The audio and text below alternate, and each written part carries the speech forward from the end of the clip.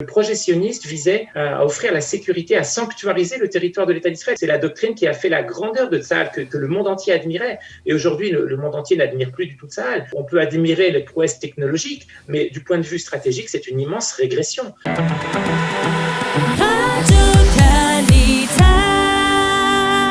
Pierre Lursa, bonjour, Boker Tov.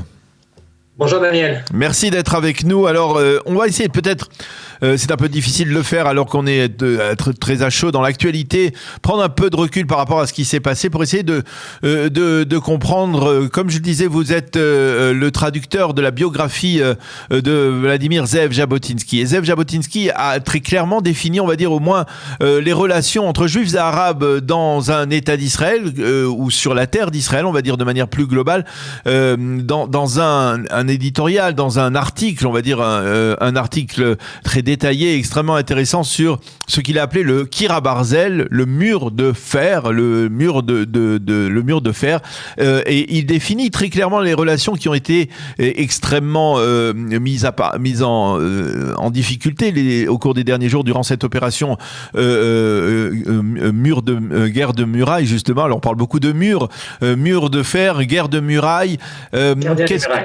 Qu'est-ce que Jabotinsky disait à ce propos?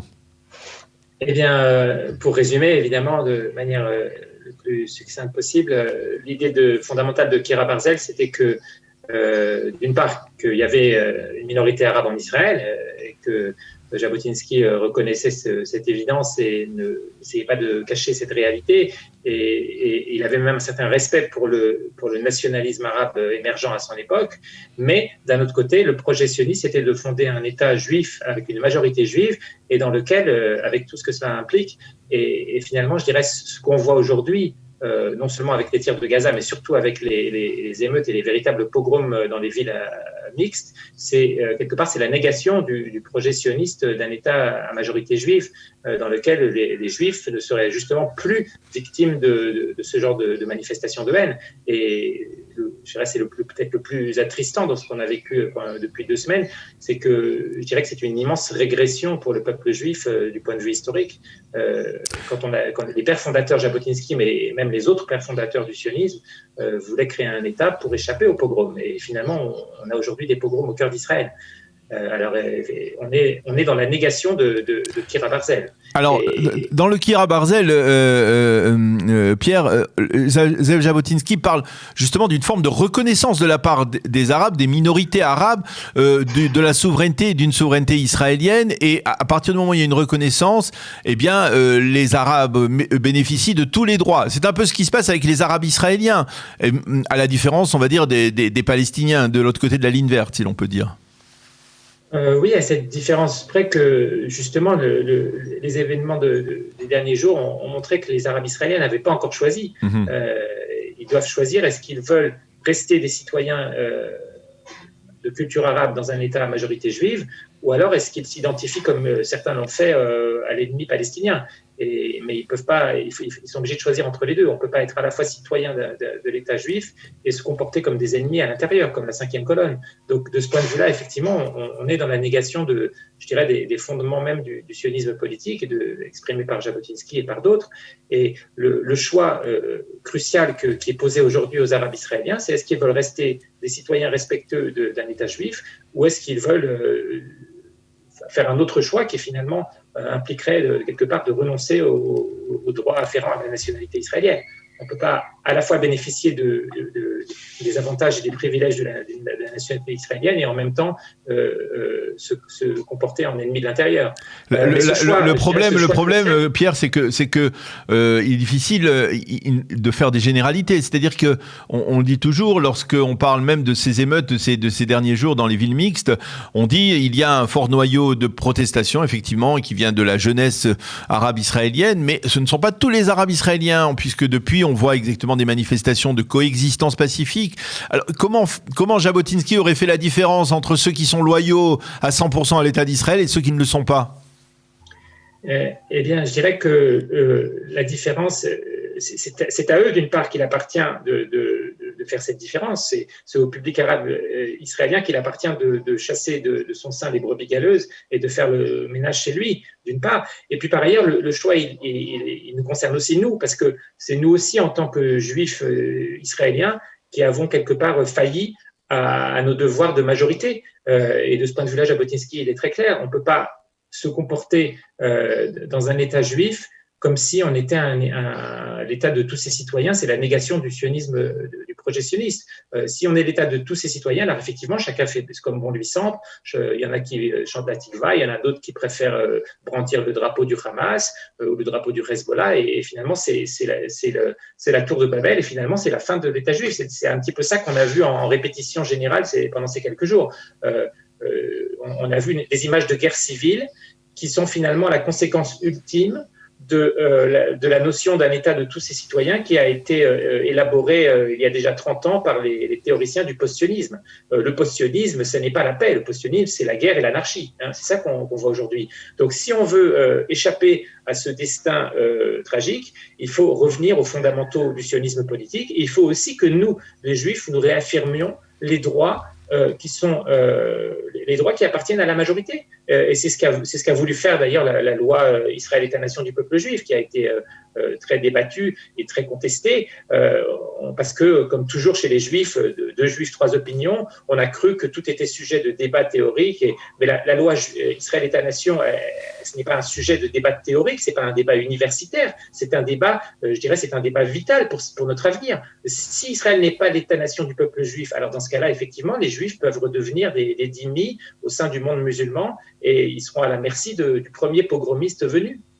Alors, on fait la distinction entre les Arabes israéliens, ceux qui ont la nationalité israélienne et qui remettent en cause, en partie au moins, donc leur loyauté envers l'État d'Israël, et les Palestiniens, parce que les Palestiniens sont sur la terre d'Israël, on va dire la terre d'Israël ancestrale, mais eux, ils n'ont pas le même statut. Alors que dirait Jabotinsky de ce statut des Arabes, des Palestiniens de Judée-Samarie, et dans le cas précis des Palestiniens de la bande de Gaza? Comment résoudre ce problème, surtout lorsque l'on parle de majorité, en sachant que, par exemple, Sharon, lorsqu'il a voulu se débarrasser de la bande de Gaza, eh bien, c'était aussi pour essayer de résoudre une partie du problème démographique.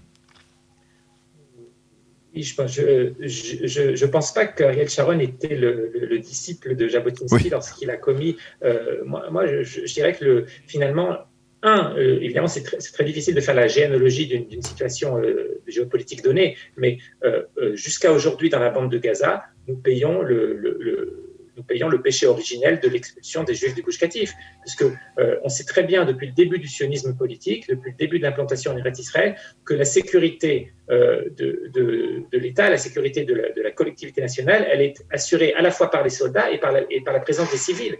Et quand on a chassé, quand on a expulsé les civils du Gush Katif, non seulement on a scié la branche sur laquelle on était assis, et aussi on a dévoyé la mission de l'armée de protéger ses citoyens en transformant les soldats d'Israël en policiers chargés des basses œuvres du gouvernement. Et c'est là la racine de tout ce que nous vivons aujourd'hui. Et pour revenir à Kira Barzel, la situation qu'on a élaborée aujourd'hui autour de la bande de Gaza, avec les prouesses technologiques de Kippat Barzel que les médias nous vantent tous les jours, à juste titre, eh bien, je dirais là aussi, c'est la négation de Kira Barzel. Parce que cette espèce d'immense parapluie troué qui laisse passer aussi des missiles, et j'ai évidemment dans la tête les images tragiques de ce petit garçon de 4 ans qui est mort dans un abri, et les images de ces victimes civiles, de ces femmes, de ces vieilles femmes, on a mis en première ligne les personnes les plus vulnérables. Et ça, c'est la négation du sionisme. Je pense que le projet sioniste visait à offrir la sécurité, à sanctuariser le territoire de l'État d'Israël. C'était ça la doctrine stratégique de Tsahal pendant plusieurs décennies. C'est la doctrine qui a fait la grandeur de Tsahal, que le monde entier admirait. Et aujourd'hui, le monde entier n'admire plus du tout Tsahal. On peut admirer les prouesses technologiques, mais du point de vue stratégique, c'est une immense régression. Non seulement le territoire d'Israël n'est plus sanctuarisé, mais il est devenu le champ de bataille. Le champ de bataille aujourd'hui de cette nouvelle guerre, c'est au cœur de Tel Aviv, au cœur de Jérusalem. Et de ce point de vue, Ariel Sharon est un des principaux responsables de cette situation tragique. Même si, quelque part, l'armée d'Israël, elle s'appelle Tsahal, elle s'appelle l'armée de défense d'Israël, et que d'une certaine manière, le dôme de fer, c'est aussi, on va dire, une concrétisation de cette volonté de défense, même si, effectivement, certains disent, après la défense, il faut attaquer. Et là, il y a eu aussi des attaques. On ne peut pas dire que l'armée israélienne est restée passive derrière le dôme de fer uniquement pendant ces derniers jours.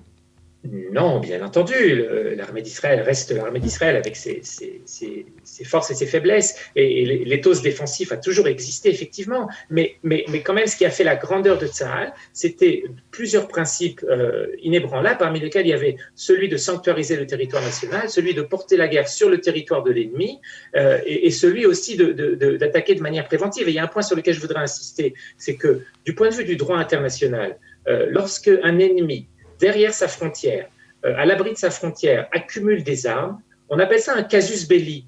C'est-à-dire qu'Israël n'a pas besoin d'attendre que le Hamas tire ses missiles pour aller ensuite les détruire par des frappes chirurgicales, comme on l'a fait pendant ces 10 derniers jours. Israël est fondé, du point de vue du droit international, et aucun expert en droit international ne pourra le contester, Israël est fondé à retourner demain matin, même avec le cessez-le-feu, envoyer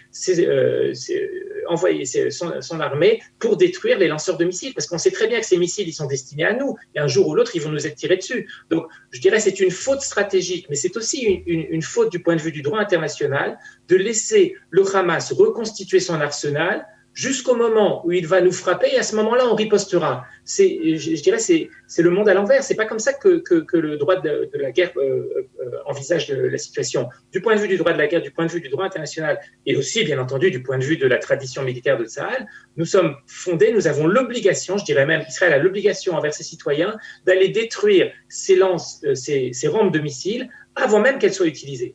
Alors pourquoi on ne le fait pas ? Pourquoi on ne le fait pas ?